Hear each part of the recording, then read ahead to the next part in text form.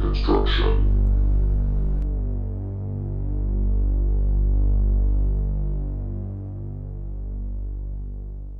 What's up, everybody? It's the Hardy Construction. You can find us at hardyconstruction.tumblr.com, youtube.com/hardyconstruction, as well as facebook.com/thehardyconstruction with your host, Comp, and Drown myself in ice water. Today's film is Green Room 2015 again.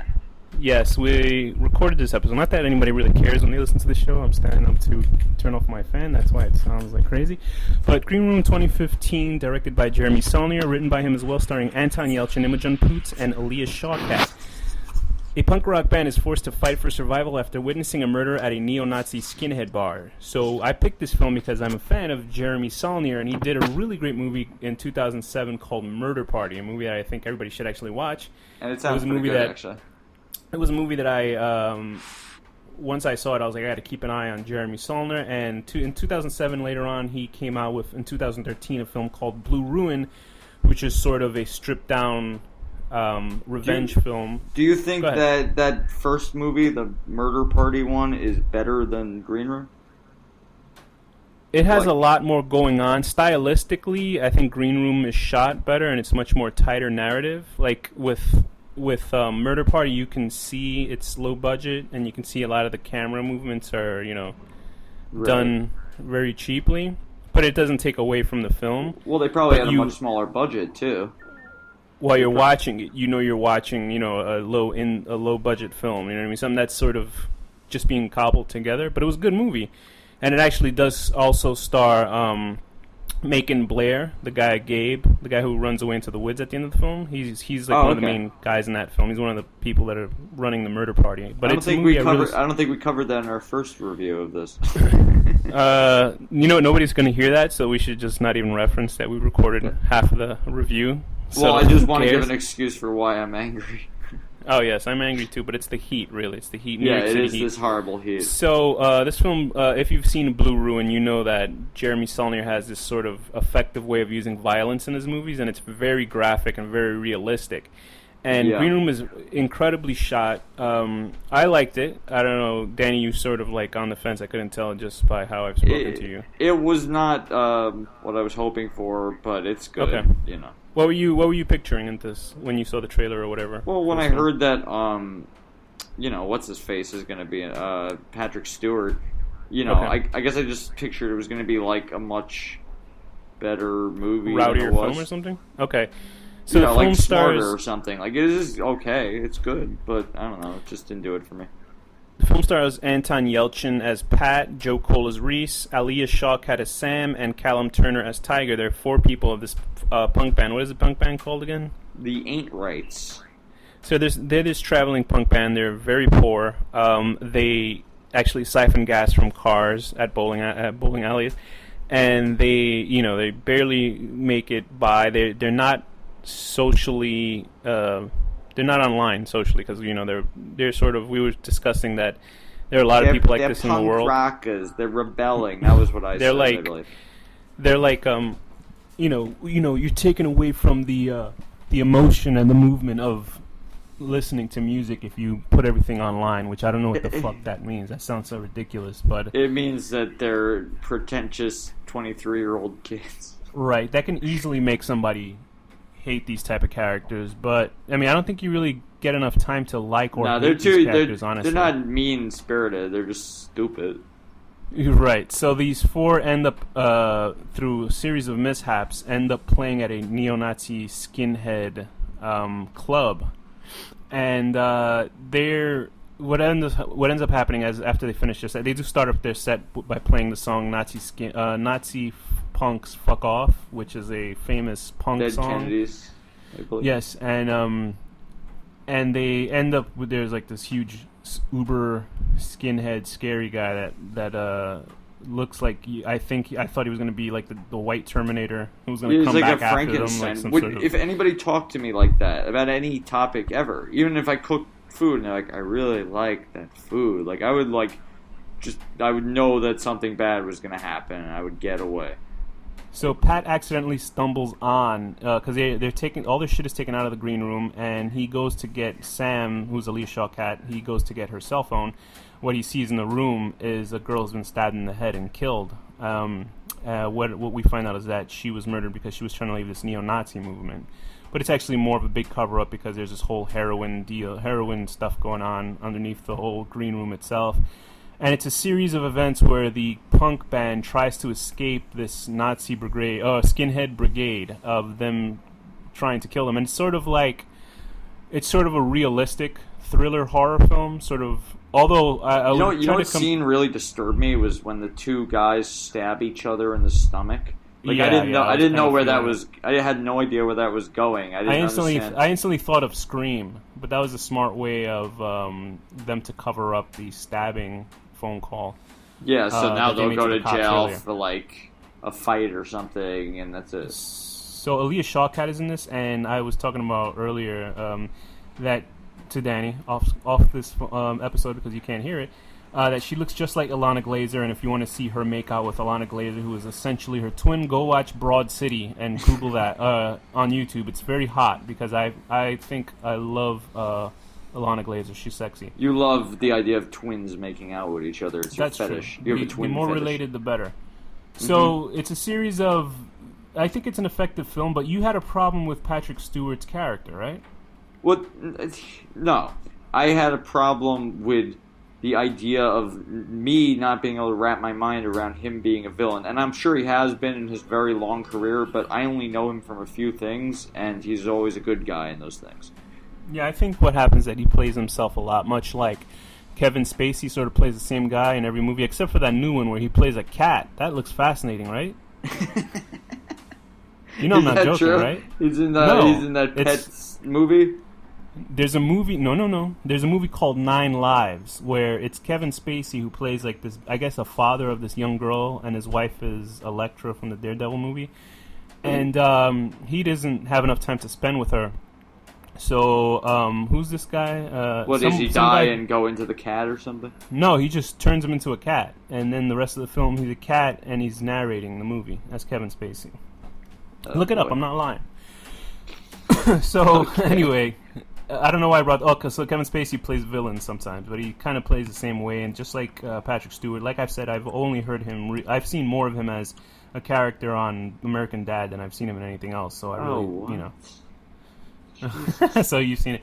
So I enjoyed this film. The violence is done really well, and that's all Jeremy Saulnier. He does, instead of being like stylistically graphic where there's blood spurting everywhere and it's super violent. Although there is blood here because the guy gets shot in the head, and as he falls, it has that more realistic trickle of blood coming out of the temple of the head than it does like something out of Story of Ricky.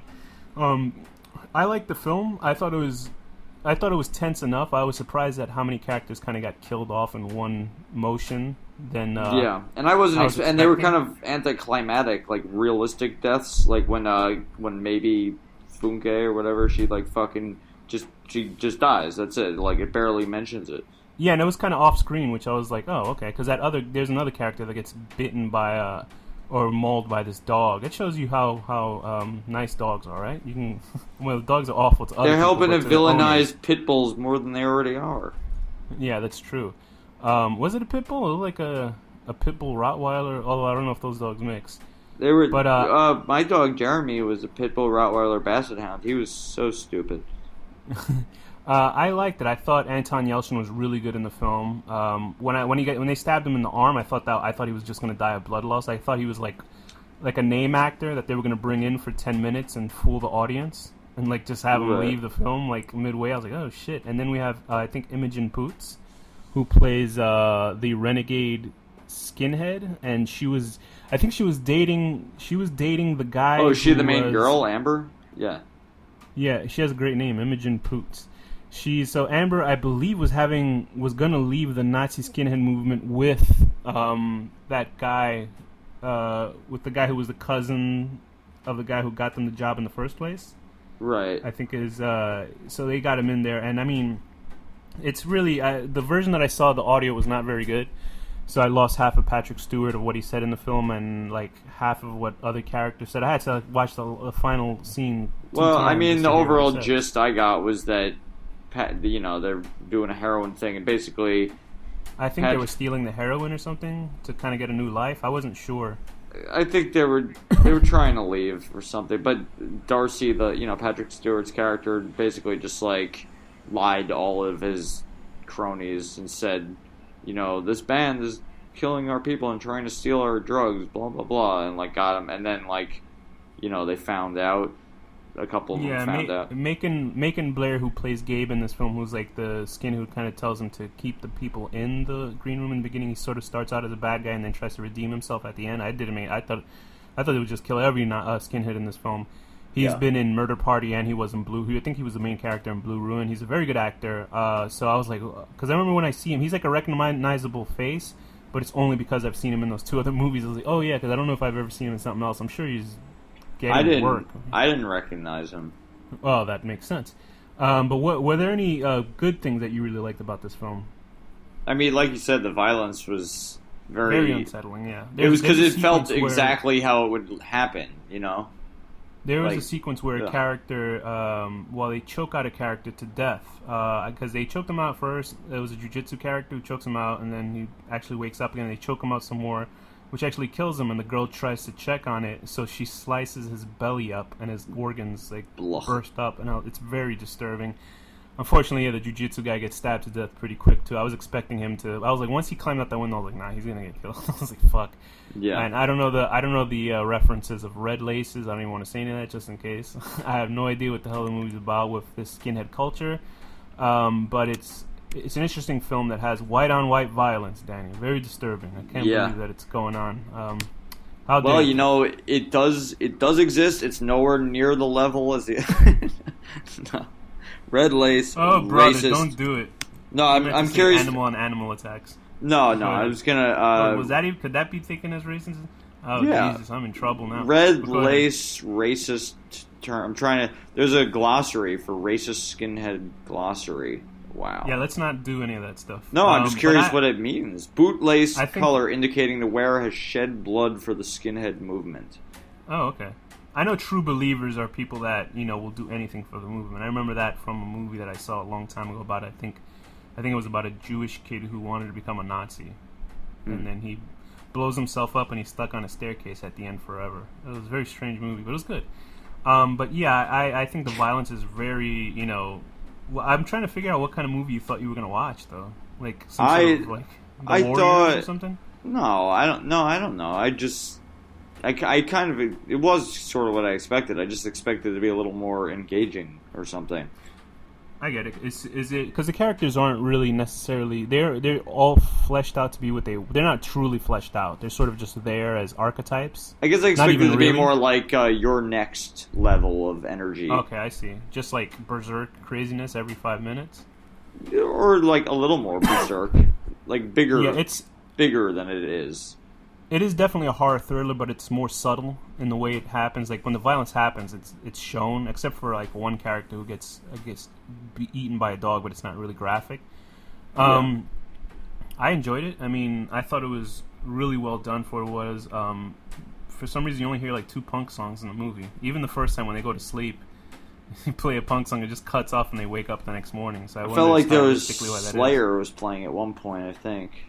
And I think Anton Yelchin and Elias Shawkat actually knew how to play, they actually knew how to play their instruments for this film, and everybody else was just that the drummer learned to play drums for the movie.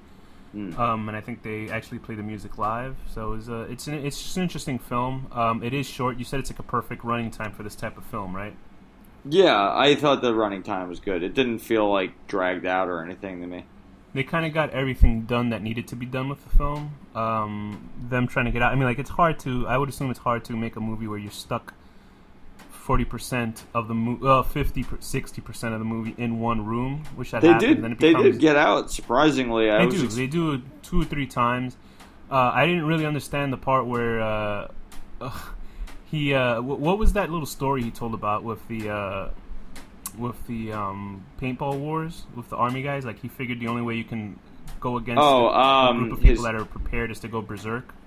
His friend just kind of went nuts and killed all of them because he wasn't following the rules or worrying about dying. Game, right?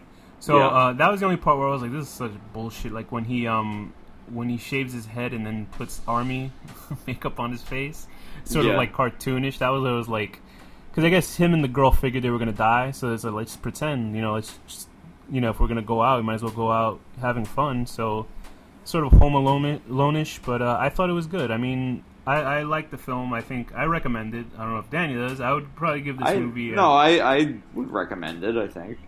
I'd give this movie a 7 out of 10. Hitting a dog over the head with a microphone stand until the PA system drives it nuts. Okay. Oh, you know what? Actually, as a sound guy, I kept wanting to I kept having critiques about that. It was bothering me. Like, oh my god, I kept when the feedback parts were happening. I was like, no, I wanted to fix it. Anyway, I'm gonna give this movie a 6 out of 10. Trying to walk away from getting shot. And with that, Danny, what's the final word? Mug with blue rings on it.